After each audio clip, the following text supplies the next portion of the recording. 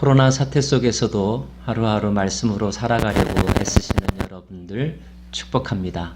오늘도 성령 충만하십시오. 오늘 함께 마가복음 13장 말씀 나누겠습니다. 여러분, 요한계시록이라고 하는 책이 있죠. 요한이 전한 계시에 관한 기록입니다. 마가계시록이라고 들어보셨습니까? 저는 마가복음 13장을 마가가 기록한 계시의 기록, 이렇게 별명을 붙이고 싶습니다. 마가복음 13장에는 AD 70여 년경에 일어날 사건과 더불어서 장차 이 세상의 끝날에 일어날 일들을 예수님의 말씀으로 예언해 주고 있는데, 이 말씀 속에서 시대의 징조를 분별하고 또 우리가 어떻게 살아야 할지 그 교훈을 얻을 수 있기를 원합니다. 먼저 13장 말씀은 이렇게 시작을 하죠. 제자들이 성전의 미래에 대해서 묻습니다. 아마도 성전의 미래에 대해서 물었던 것은 이 말씀 전에 예수님께서 성전에서 보여주셨던 여러 가지 행동들, 그리고 바리새인이나 대제사장들과 나누었던 대화 속에서 과연 그렇다면 이 성전은 어떻게 될 것인가, 그런 궁금함이 있었기 때문인 것 같습니다.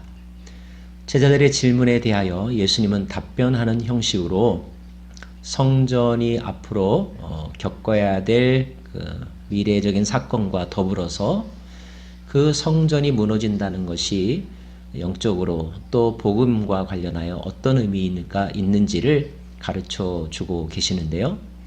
먼저 주님의 말씀은 이것입니다. 이 성전이 무너질 것이다. 이것은 유대인들에게는 굉장히 충격적인 사건입니다. 이때의 성전이 어떤 성전입니까?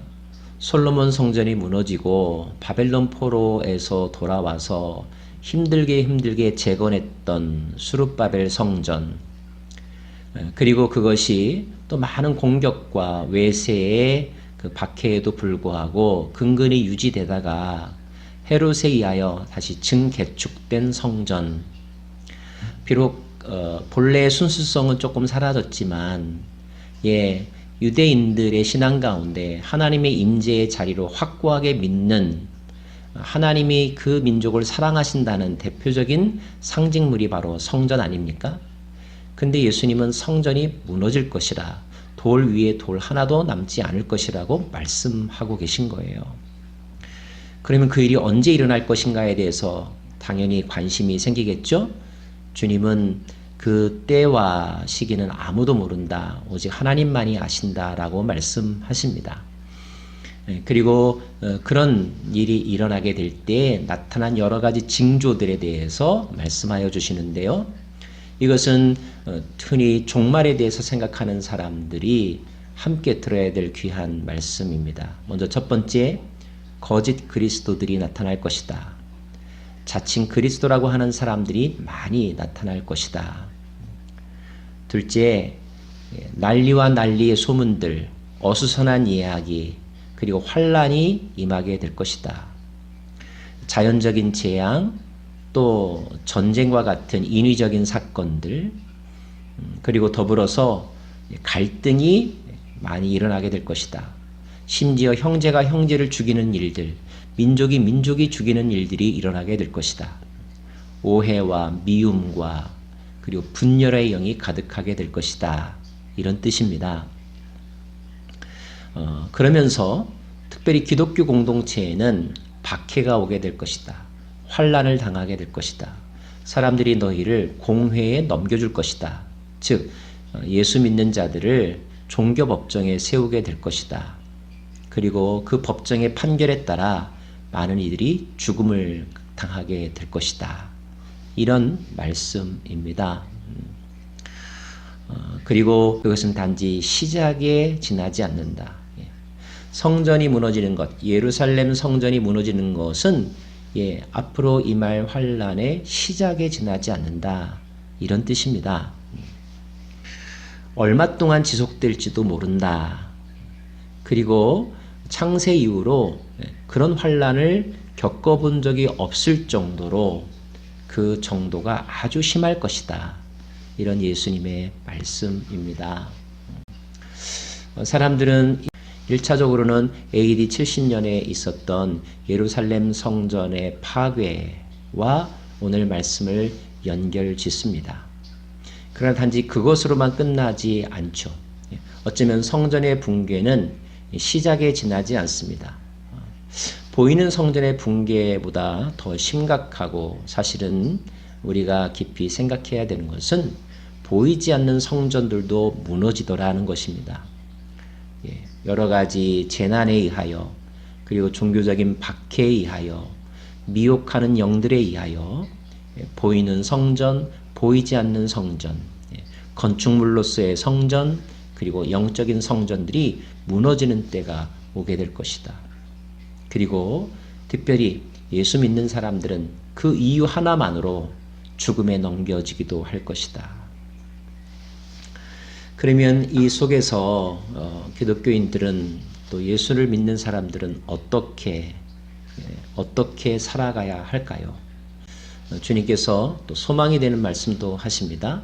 그러한 환난은 매우 극심한 것이겠지만 그러나 환난이 영원하지는 않다. 환난 후에라는 명호가 있습니다. 그 말은 환난이 끝날 때가 온다는 거예요. 환난의 시기가 끝나는 때가 온다는 것입니다. 그 환난의 시기가 끝날 때에 어떤 일이 일어나느냐 하면 해가 어두워지며 달이 빛을 내지 아니하며 별들이 하늘에서 떨어지며 하늘에 있는 권능들이 흔들리리라. 즉 공중 권세 잡은 자들 그리고 이 세상을 통치하는 거짓의 영들 이런 모든 사단에 속한 세력들이 흔들리고 추락하게 된다는 것입니다. 왜 추락할까요? 그렇습니다. 그들보다 더 강한 자가 나타나기 때문입니다. 말씀은 이렇게 이어지죠. 인자가 구름 타고 올 것이다. Son of Man. 그리고 이 Son of Man은 바로 예수님을 의미합니다. 메시아를 의미합니다. 진정한 메시아가 구름과 함께 올 것이다. 구름은 하나님의 임재, 하나님의 영광을 상징합니다. 하나님과 더불어 하나님의 영광과 더불어 다시 나타나실 것이다. 자, 이 메시아의 출현은 무엇이 일어난 것을 전제로 한 사건입니까? 그렇습니다. 공중 권세 잡은 자들과의 싸움에서 영적인 싸움에서 예수가 승리하여 개선장군처럼 나타난다. 이런 뜻입니다. 그리고 그 Son of Man은 인자는 자기가 택한 자들을 모든 나라 가운데서 모을 것이다. 자기 백성들을 모은다는 거죠. 그리고 견딘 자들에게는 구원을 베풀 것이다. 그 환난 가운데서 구원을 베풀 것이며 그리고 그 그리스도의 승리에 함께 동참하게 해줄 것이다. 그러므로 환난이 온다는 것은 물론 매우 힘든 것이지만 환난이 극심하면 극심할수록 너희들은 역설적으로 무엇을 생각해야 되냐면 환난이 끝이 올 거라는 것을 생각해야 되고 환난의 끝은 그냥 시간이 지나서 오는 것이 아니라 예수 그리스도 메시아의 승리가 임박했다는 것을 역설적으로 우리들에게 보여주고 있는 것이다. 밤이 깊으면 새벽이 오는 것처럼 새벽에 짙은 어둠은 곧 떠오를 태양을 우리들에게 예시해 주는 것처럼 엄청난 환난이 올 때 그때 포기하지 말고 이제 주의 날이 가까이 왔다라고 오히려 소망을 가져라. 이런 뜻입니다. 그때 너희들이 해야 할 일들이 있는데 먼저 5절 말씀에 이런 교훈이 있습니다. 사람의 미혹을 받지 않도록 주의하라. 마음을 지키라는 것입니다. 거짓 그리스도들이 여기저기서 나타나고 종말에 대하여 살 길에 대하여서 그럴듯하게 이야기하겠지만 거기에 넘어가지 말아라. 그러려면 분별력이 있어야 되겠죠. 인내심이 있어야 할 것입니다. 확고한 믿음이 있어야 할 것이에요. 그리고 기도하라 그랬습니다. 이런 일이 겨울에 일어나지 않도록 기도하라.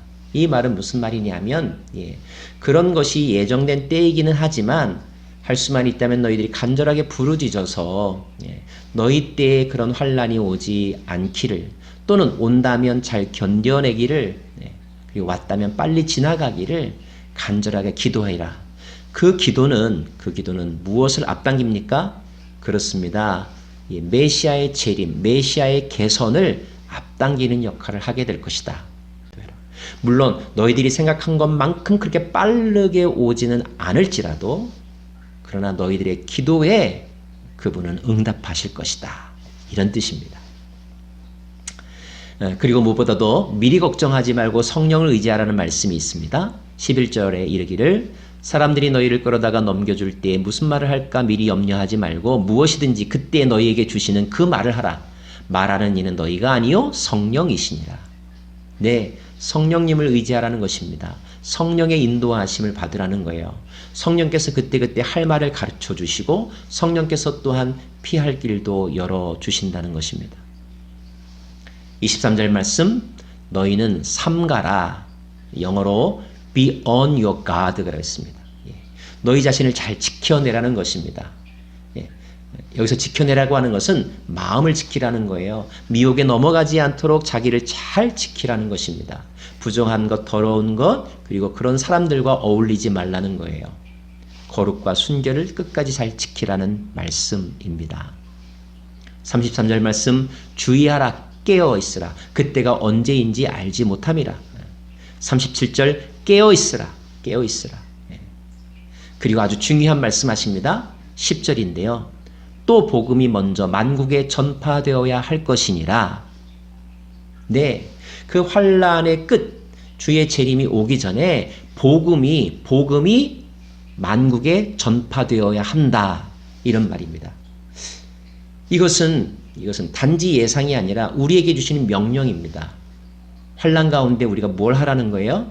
복음을 전하라는 것입니다.